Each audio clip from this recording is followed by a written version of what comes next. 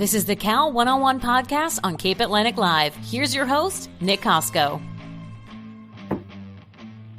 What's going on, everybody? Welcome to the Cal One-on-One podcast right here on Cape Atlantic Live. I'm your host, Nick Kosko. Of course, today's episode presented by Ulmer's Appliance. Service with me today is Holy Spirit baseball head coach Steve Normane. Steve, appreciate you joining me. I am looking forward to seeing what you guys can do on the diamond this spring. Can't believe we're already actually in the spring season. Up to this point, what has been the off-season prep and the spring training like going into the regular season starting next week? Well, hey, first off, Nick, thanks for having me on. What you do for what you and Matt do for high school sports is across the board is just awesome. The kids really benefit from all your guys' coverage and live streams and everything. So, on behalf of myself and Holy Spirit and pretty much the entire Cape Atlantic League, we just wanted to say thank you for that. Gearing up for spring is always fun. It's a battle with weather, battle with cold. But, we have a great group of guys this year, and they've been showing up every day, working hard. So I'm excited to see what they got. So looking forward to this season. 11-13 last year. You guys made a bit of a playoff run in South Jersey non-public B, getting to the sectional semis in that group. What's changed from 2023 to 2024? I know you got some key players back as well, which we'll dive into in a little bit. But what can you take from last season's exit to what the off-season training and what it was looking like going into this April?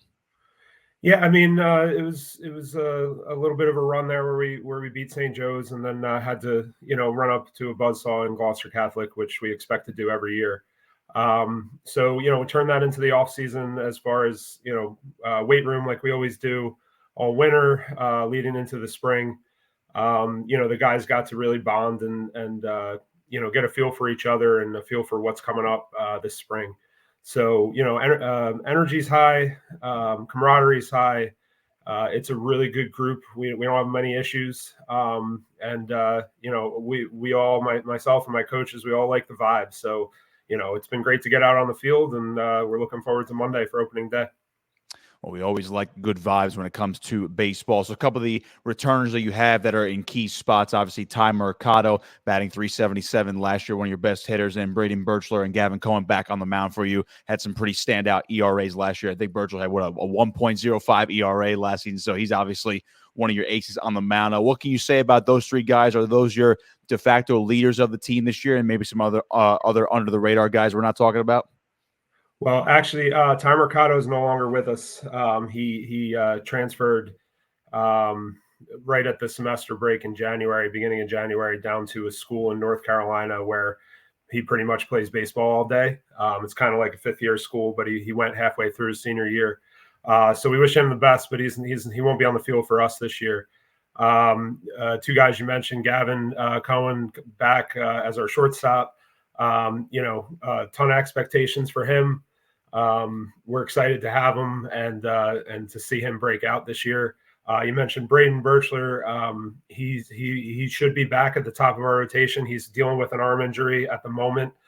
He might miss the first week, but we're looking forward to getting him back for week 2 to get him back in the rotation and start moving with him. Would you consider this team a bit more, under the radar? Now, you look at some of the other public schools that are contenders in the Cape Atlantic League. Where do you think you guys fit among this loaded conference here in 2024? So, we always expect to compete with everybody. We're in that middle division, the national division, and we expect every year to contend. Really good teams in our division. Hamilton came down from the American last year. So we actually open up our series. Our first conference series is with Hamilton over spring break. So, we'll get a taste of what that American team coming down looks like. And then teams like Cedar Creek, Lower Cape May moving up, Absegami, ACIT, we're expecting a fight every time we go into one of these series. And then, major philosophy we have is to play the best in our out of conference slate. So we've scheduled every one of those teams in the American. That's they'll be battle tested day in and day out in that division. So all 7 or 8 of those teams, however many there are, we put them on our schedule so that we can play a tough out of conference schedule.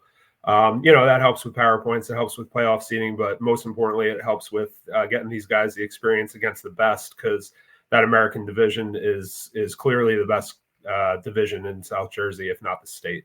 So we always want to see what they got, and it's natural rivalries for us with teams like St. Augustine and Mainland and EHT. So we're excited for our schedule. When you look at that American division for you guys, you mentioned being battle tested. Would you contribute that as a large part of your guys' success over the past couple of years? Multiple playoff runs, obviously a state title a couple of years ago. Is it a testament to that type of schedule you try to put together every year? Yeah, I mean it's the only way to do it. We've seen some teams across the state try to just make 20 wins, and while that's all well and good, it doesn't get you to the end result where you want, not necessarily. So yeah, every year we're looking to build that schedule in a way that's going to benefit us come June, come playoff time. So we added also not from our division is a team like Cherokee. We're playing in the Coaches versus Cancer at Mainland. We got scheduled against Del Barton up at the Autism Awareness Benefit that we try to go to every year.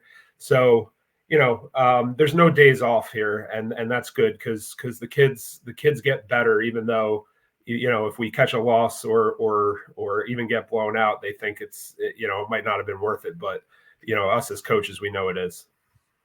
I'm curious about some of the rule changes this year. I noticed a slight tweak with the pitch count I just read about earlier today. It's 150 pitch count limit over the course. I believe it's 5 days for your pitchers.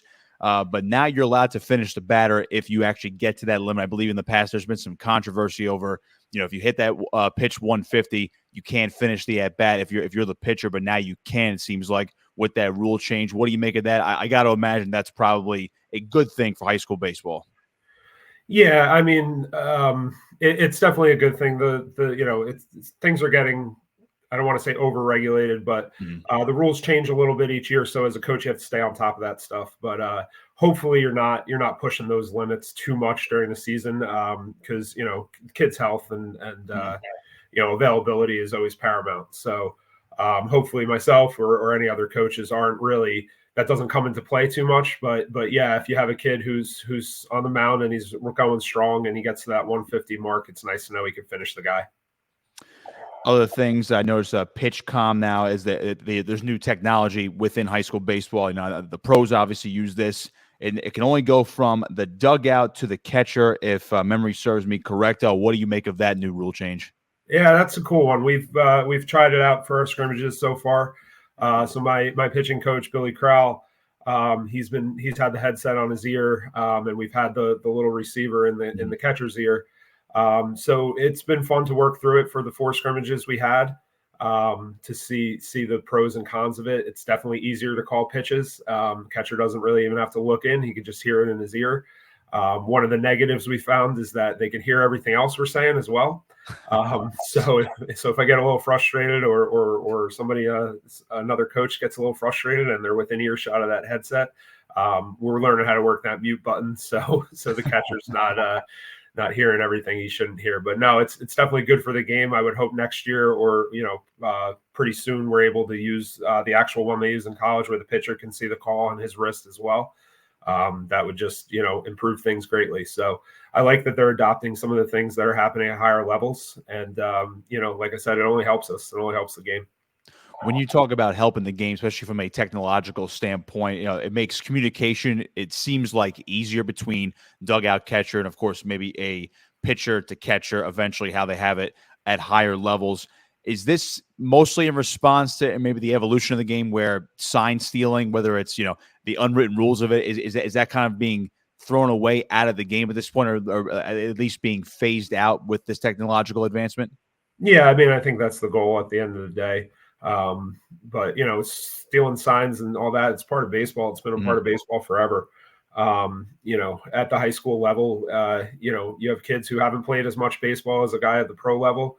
So they might not realize if their signs are getting picked up or not.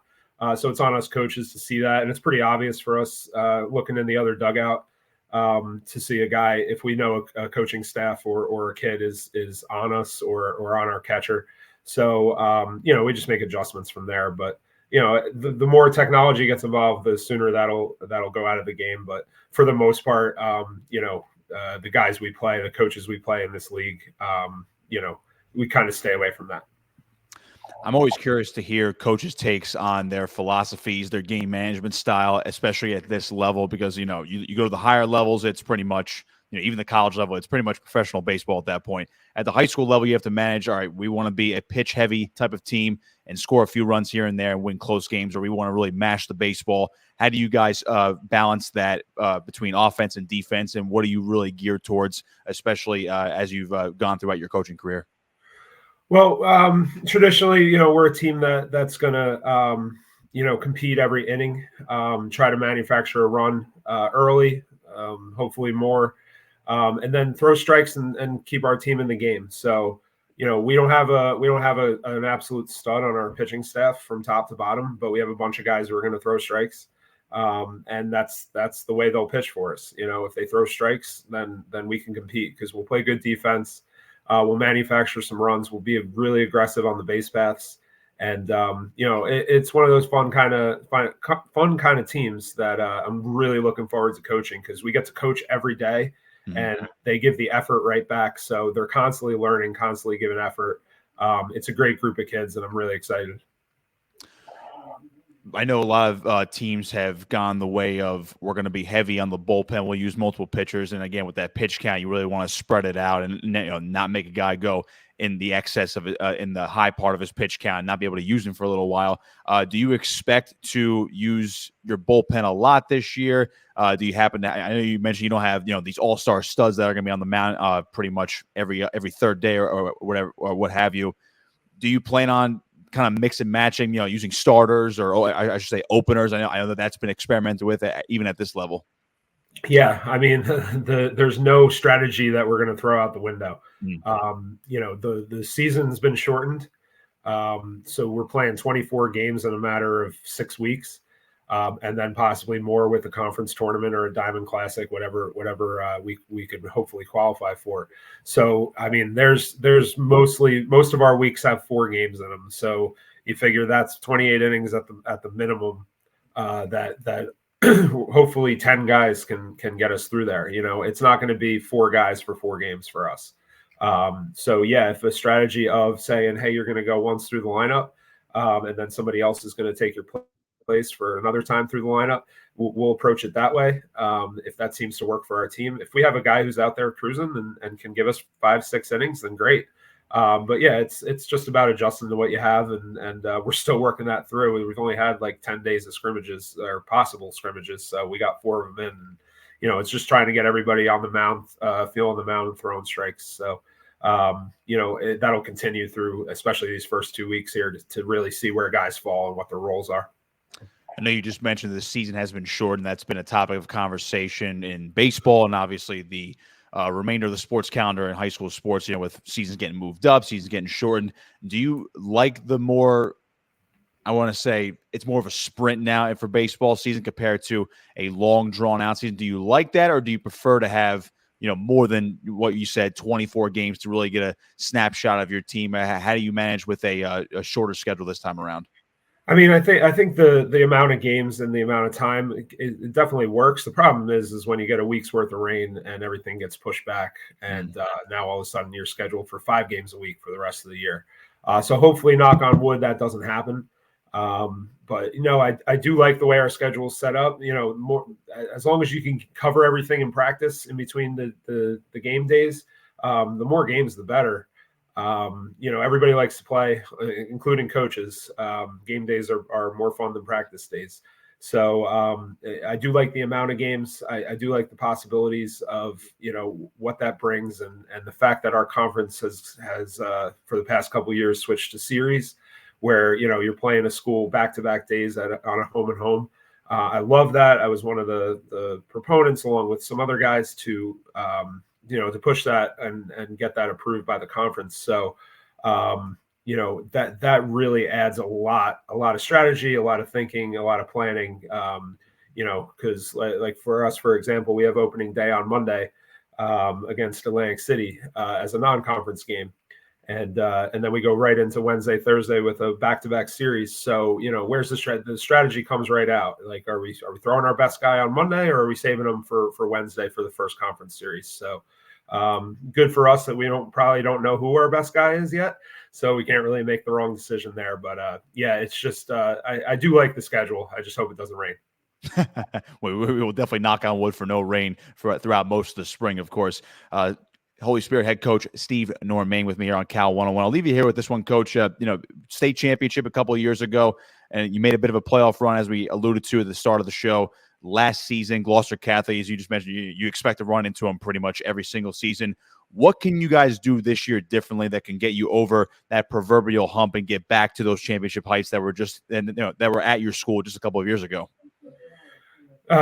So funny to ask. Like, we're trying not to look back, on the two more recent state championships that we have, in 21 and 21 for these guys, it seems like forever ago. And then 2015 seems like it may as well be in the 1920s. So talking about what we did in those 2 years and the runs we made, even though I see the similarities, and my coaching staff, who played for me on those teams, sees those similarities. We're trying not to make it about that. Just putting these kids in the best position we can for the next game coming up, and then the next one after that. So keeping their eyes focused on what's next, what's in front of them, and just getting them better without even them realizing it.